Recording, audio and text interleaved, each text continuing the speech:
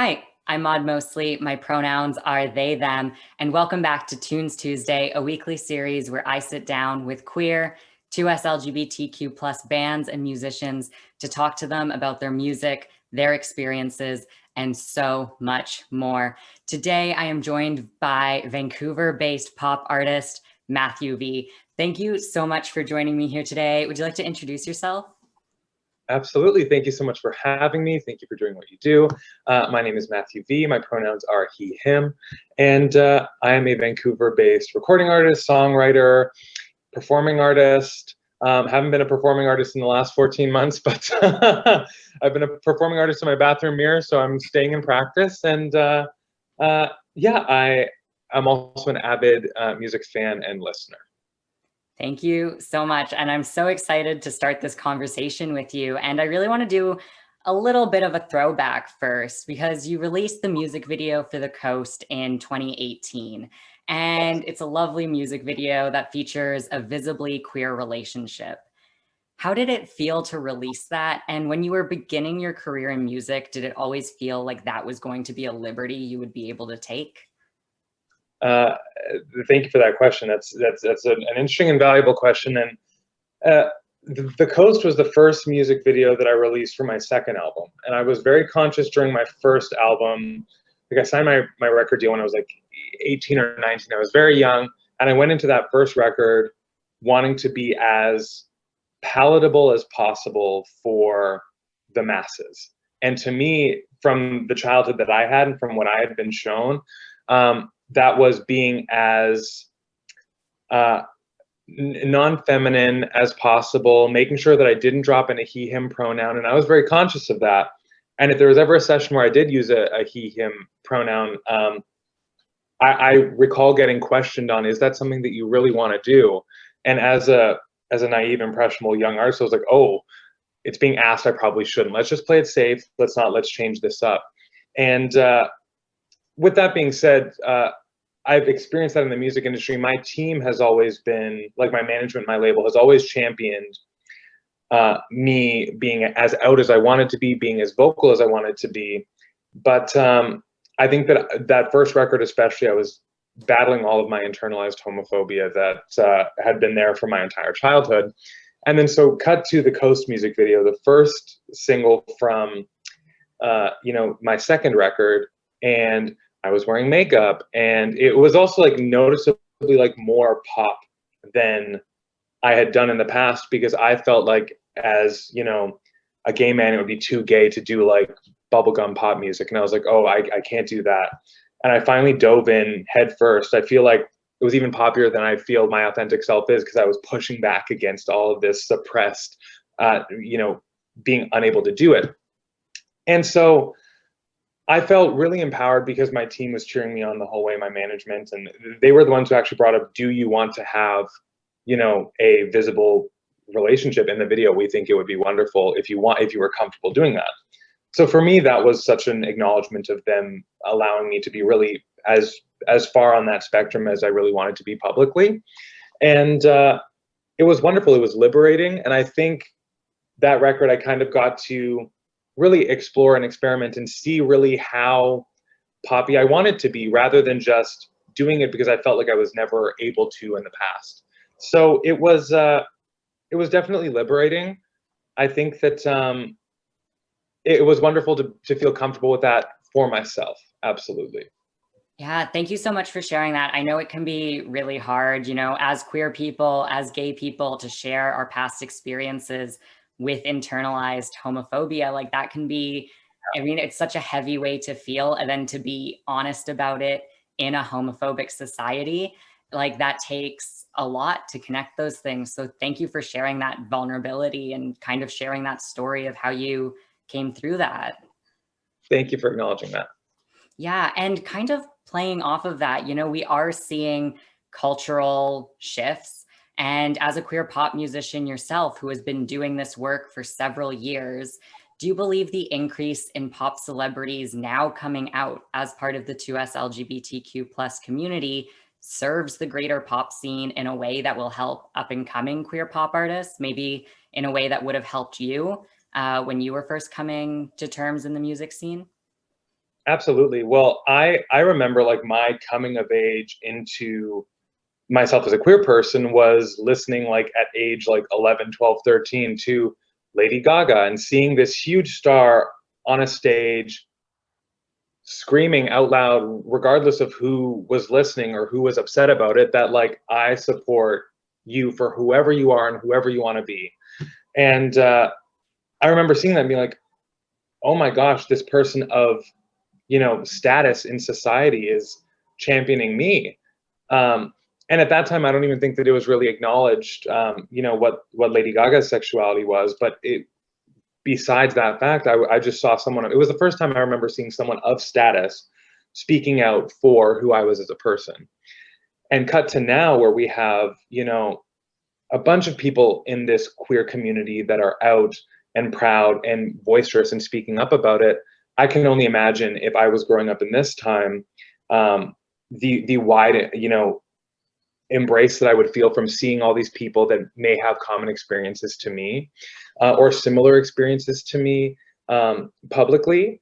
I think that there are still issues that we have, with, I mean, it's June, we're in Pride Month right now, and I every year on Pride Month, there's like these Pride playlists that come up, which is a wonderful growth from where it was before.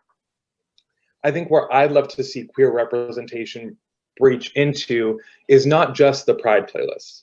Because I find that there's a bunch of queer people going and listening to the Pride playlist, and we're hearing our stories that we were hearing anyways, because we were experiencing them and we're familiar with other queer artists, and we're, a part of this community that is a community, and we all like interact and engage with each other. I don't know if I see as much of the cisgendered straight community sprinting to the Pride playlist to hear queer stories. I'd love to see queer artists incorporated, because queer music is not a genre. It's a experience, but it's not necessarily a genre. I'd love to see queer artists championed not only in the Pride playlist, but in the playlist or the, groups of songs or whatever it is of their genre. Because I know that as a queer person, when I was listening to music growing up, whatever pronouns J-Lo was using, whatever pronouns the Backstreet Boys were using, I was able to connect to the universal feeling of love or heartbreak or whatever this is. And I think that straight cisgender people are more than capable of connecting to our universal emotions, regardless of what pronouns we're using. So I think that there's a fine line between, just kind of like keeping us in a corner and claiming that like, oh, we as a company are being accepting of you because we've given you this microphone for your own party. Whereas like, oh, we're actually going to elevate your voice to people that haven't heard it before, which I think is where I'd like to see things go in the future. I also think that there's a fine line between all the wonderful representation, all the wonderful representation that we have nowadays, and where that kind of feels like tokenizing. And I can speak only for myself, but I know that over the past years that there's been jobs that I've gotten or opportunities presented to me exclusively because either I was the only queer person that was brought up or that they knew of, or because I was one of the most palatable ones to wide, range of people. And it doesn't feel as fulfilling to get an opportunity exclusively because you were the only queer person that anyone brought up at that moment, besides the fact of having merit for the actual art that I'm creating. So I'm still trying to figure out where that line is, because we also have to acknowledge, people having a fair opportunity to create art of a certain standard or a certain quality, because some of the resources aren't there provided because people are in marginalized communities. So I'm kind of getting into a PowerPoint presentation now, but no, I love it. Yeah, I'm trying to figure out all these things for myself as well, because as you kind of mentioned, it's shifting so fast. Like when I think about the change that happened from when I was in like grade 1 to grade 12, I feel like that shift happens every 2 years now. So things are moving really, really fast. And I think that we're all trying to play a bit of catch up as to what is the best path forward. And I think that that's always going to pivot and shift. But that's my 2 cents on, I guess, where we're sitting right now. Yeah, thank you for adding so much nuance to that. And I think the points you're making also powerfully connect to that idea of like, celebrities already have this status in society. So obviously, when they come out, when they're already famous, they're going to be getting a different kind of support and a different kind of reaction than, let's say, like a DIY musician that's still trying to get signed to a label. Absolutely, and to no fault of these artists in their own, because everyone's path is different and everyone's timeline is different, but they garnered this success from the perspective often of a cisgendered straight person. So they built their platform from this, public privileged position. And then I would imagine it's much easier to come out with $10 million in the bank. And if your career fell apart, like you're all good to go. But I think entering into the industry as an openly queer person, I would imagine is much more difficult because you don't have the power in your back pocket to, make your own terms as to how these things are happening. Absolutely. And I would love to sit here and just carry on that discussion for hours because I think there's so much more that the two of us could say, and there's so many more details that we could bring up. I would adore that. But unfortunately, and fortunately, I do really want to get back into your music because that is Absolutely. incredible on its own. So one of your recent releases is your single Badly, which came out in April of this year. And since its release, you've been hinting at the fact that there is definitely more to come this summer and fall. Can you share anything about these projects and what people have to look forward to? Absolutely. And first of all, thank you for those kind words. That's very sweet. My ego is fed. I got my morning ego feeds. That's wonderful. Thank you very much. And so yeah, Badly was the third single from my new project that is finished. That will be out before 2022. And then so we have a few more singles from that project than the project itself. And then this year I've really had the free time from not touring to be able to pivot and kind of open up a new door for myself.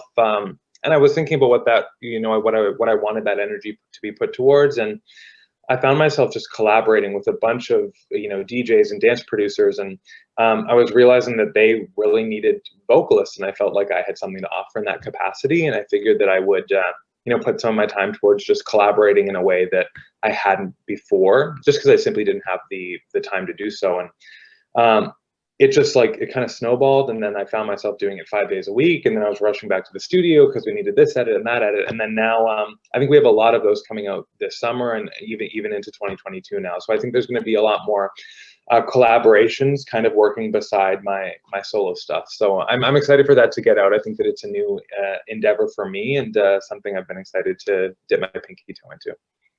Yeah, that sounds incredible. And I know, obviously these have been incredibly unfortunate circumstances, but it has been, amazing to hear all the way that artists have continued to come together. And I'm really glad that you found those paths and those networks to be able to continue to collaborate and work with other people as well.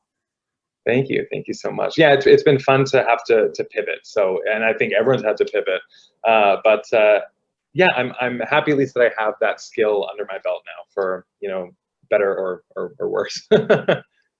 Absolutely. Well, if you want to check out Matthew V's music or stay up to date on any of those future projects that will be coming out in the near future, make sure to check out all the links below this video. Thank you so much for joining me. I really appreciated this conversation, and stay tuned for next week's Tunes Tuesday. Mathew V will be playing us out.